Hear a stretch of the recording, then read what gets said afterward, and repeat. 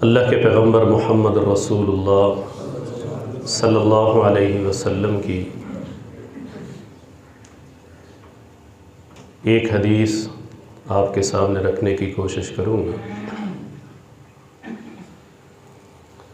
اس دعا کے ساتھ اللہ رب العالمین ہم سب کو سننے سنانے کے بعد عمل کرنے کی توفیق بخشے۔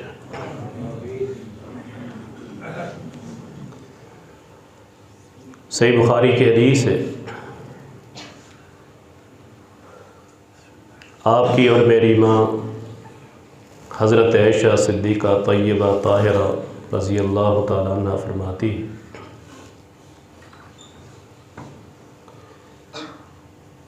کہ ایک دن ہم ازواج النبی صلی اللہ علیہ وسلم، اللہ کے نبی صلی اللہ علیہ وسلم کے ساتھ بیٹھی ہوئی تھی۔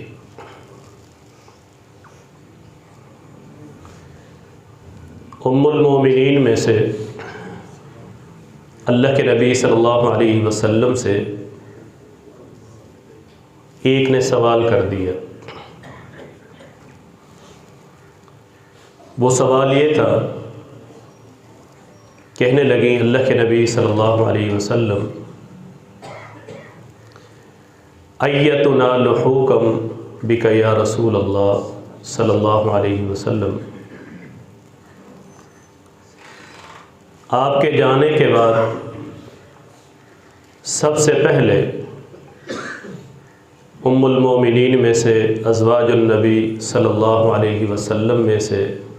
آپ سے ملاقات کون کرے گی؟ اس لیے کہ انہیں معلوم ہے کہ پیغمبر علیہ السلام سے ملنا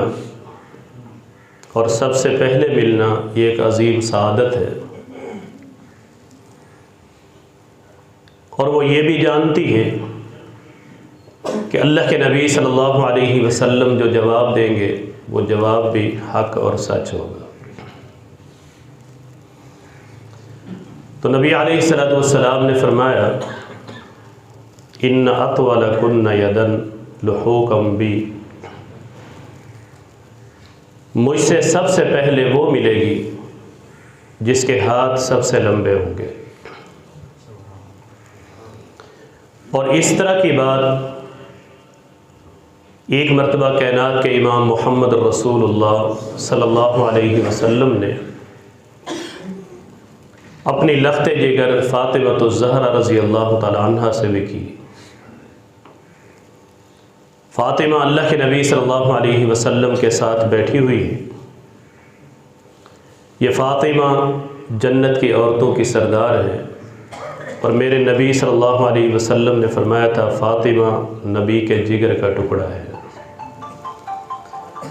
اور جس نے حضرت فاطمہ رضی اللہ تعالی عنہ کو تکلیف دی گویا کہ اس نے اللہ کے پیغمبر محمد رسول اللہ صلی اللہ علیہ وسلم کو تکلیف دی۔ فرمایا فاطمہ ہر سال جب رمضان المبارک کا مہینہ شروع ہوتا تو جبریل امین تشریف لاتے، قرآن کریم کا دور ہوتا، ادھر رمضان مکمل ہوتا ادھر قرآن مکمل ہوتا، لیکن اس مرتبہ ایسا نہ ہوا۔ اس مرتبہ جب جبریل امین تشریف لائے، قرآن کریم کا دور کیا گیا، ایک مرتبہ مکمل ہوا، فرمانے لگے کہ آپ اور پڑھیں۔ میں نے پھر پڑھنا شروع کیا۔ اب ادھر رمضان کی آخری تاریخ تھی، ادھر قرآن ایک بار نہیں 2 بار مکمل ہو چکا تھا۔ فاطمہ مجھے لگتا ہے کہ اب آپ کی اور بابا کی جدائی کا وقت آ چکا ہے۔ تو فاطمہ الزہرا رضی اللہ تعالی عنہ یہ سن کر رونے لگی۔ نبی علیہ السلام نے کان میں پھر ایک اور بات کی، فرمایا فاطمہ آپ جانتی ہو کہ سب سے پہلے میرے خاندان میں سے مجھ سے جو ملے گی وہ فاطمہ کوئی اور نہیں بلکہ فاطمہ الزہرا رضی اللہ تعالی عنہ ہے، اور آپ ہیں اور آپ ایسے نہیں ملو گی، جنت کی عورتوں کی سردار بن کے ملو گی۔ جب فاطمہ الزہرا رضی اللہ تعالیٰ عنہ نے یہ بات سنی تو وہ مسکرانے لگی۔ اب اللہ کے نبی صلی اللہ علیہ وسلم کی موت کا اشارہ سن کے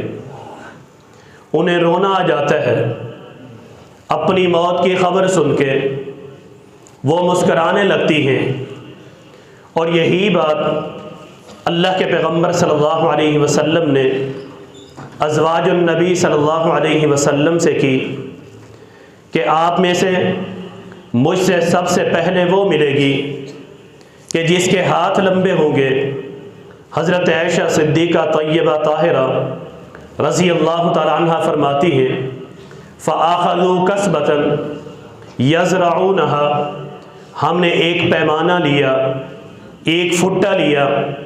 پیمائش کے لیے ایک چیز لی، ہم ایک دوسرے کے ہاتھوں کو ناپنے لگی۔ ہم نے کہا دیکھیں تو صحیح ہاتھ کس کے بڑے ہیں، اور اللہ کے نبی صلی اللہ علیہ وسلم سے ملاقات سب سے پہلے کون کرے گی؟ فرمایا سب کے ہاتھوں کو ناپا گیا، پیمائش کی گئی، تو سب سے جو بڑے ہاتھ نکلے وہ حضرت سودا رضی اللہ تعالی عنہ کے تھے۔ ہمارا یہ نظریہ بن گیا، ہم کافی عرصے تک یہ سمجھتی رہیں کہ اللہ کے نبی صلی اللہ علیہ وسلم کے جانے کے بعد سب سے پہلے نبی علیہ الصلوۃ والسلام سے جو بیوی ملاقات کرے گی وہ حضرت سودا رضی اللہ تعالی عنہ ہیں، لیکن فرمایا کہ ایسا ہوا نہیں۔ جب انتقال ہوا پیغمبر علیہ الصلوۃ والسلام کے کچھ مہینے کے بعد حضرت فاطمہ الزہرا رضی اللہ تعالی عنہ کا ہوا خاندان میں سے، پھر اس کے بعد حضرت عمر رضی اللہ تعالیٰ عنہ کے دور میں حضرت زینب رضی اللہ تعالیٰ عنہ کا انتقال ہوا، اور حضرت سودا کا انتقال امیر معاویہ رضی اللہ تعالیٰ عنہ کے دور میں ہوا۔ ہم پریشان ہو گئی کہ میرے نبی نے اس بات کا حکم دیا ہے کہ جس کے ہاتھ لمبے ہوں گے سب سے پہلے ملاقات وہ کرے گی، لیکن ہم دیکھتی ہیں پہلے انتقال حضرت زینب کا ہوتا ہے۔ وجہ کیا ہے؟ کہا کافی عرصے تک ہم یہی سمجھتی رہیں، پھر ہمیں پتہ چلا کہ اللہ کے نبی صلی اللہ علیہ وسلم نے جو اس بات کا حکم دیا ہے کہ جس کے ہاتھ لمبے ہوں گے، اس سے مراد یہ نہیں ہے کہ ہاتھ لمبے ہوں گے، اس سے مراد یہ ہے کہ آپ بیویوں میں سے ازواج النبی میں سے جو سب سے زیادہ سخاوت کرنے والی ہوگی، اللہ کے نبی صلی اللہ علیہ وسلم سے بھی سب سے پہلے وہی ملے گی۔ اور حضرت زینب رضی اللہ تعالی عنہ سب سے بڑی سخی، سب سے زیادہ سخاوت کرنے والی۔ اب یہ ازواج النبی کون ہیں؟ جنہیں اللہ رب العالمین اپنے پیغمبر صلی اللہ علیہ وسلم کے لیے منتخب کرتا ہے۔ اپنی مرضی سے کوئی عورت نبی کی بیوی نہیں بنتی۔ میرے نبی نے فرمایا ما زوجت شیء من نسائی، آج تک میں نے جتنی عورتوں سے بھی نکاح کیا ہے یہ میرا اپنا فیصلہ نہیں، الا بوحی، یہ میرے رب کا حکم تھا۔ پھر فرمایا میں نے آج تک اپنی بیٹیوں کا جہاں بھی نکاح کر کے دیا ہے یہ بھی نبی کا ذاتی فیصلہ نہیں تھا، رب کا حکم تھا۔ اور اللہ کے پیغمبر صلی اللہ علیہ وسلم کے لیے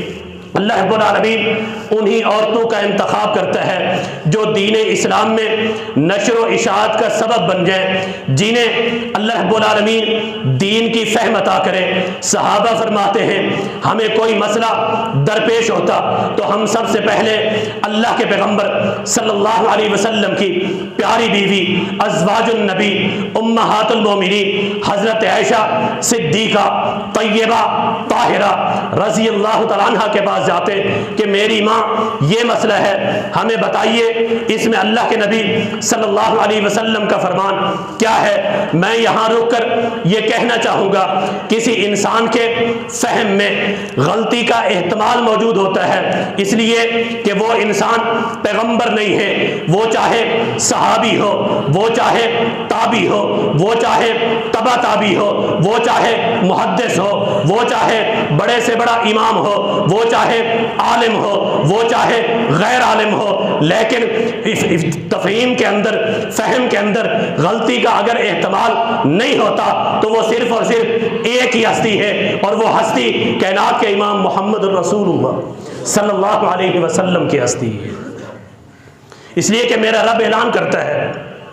فرمایا وما ينطق عن الهوى